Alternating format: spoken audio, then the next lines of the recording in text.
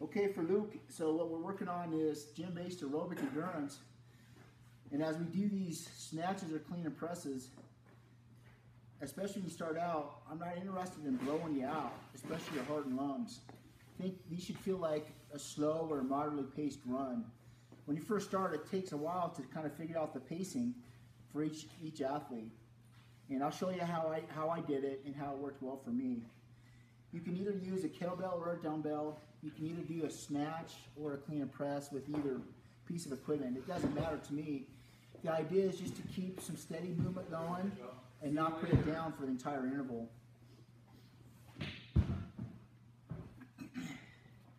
So for the snatch, I'll just show you the pacing I used. I was able to get a rest up here, a couple breaths, rest here, a couple breaths, and back down.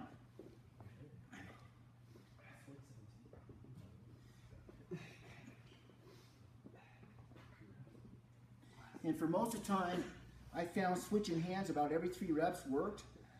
3 to 5 is kind of up to you. You can't put it down, so you got to switch on the fly there. And you can either do a snatch or a clean and press. Clean, if you're going to do a clean and press, I'm sorry, it's a clean and push press. Use your legs on the press so that you'll blow your arms, your shoulders out.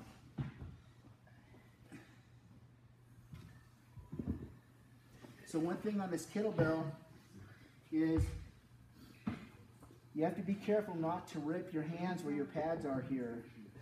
And so you kind of want to swing it up with the kettlebell up here on your fingers, skip your pads, and then catch it in your palm. And on the way down, it's the same thing. You want to kick the kettlebell across your pads.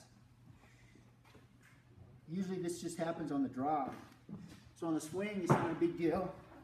But I'll bring it to here, and then I'll kick the kettlebell up just a little bit. It'll come free and skip my pads. Catch my hand. You see that? It's real important else you'll rip.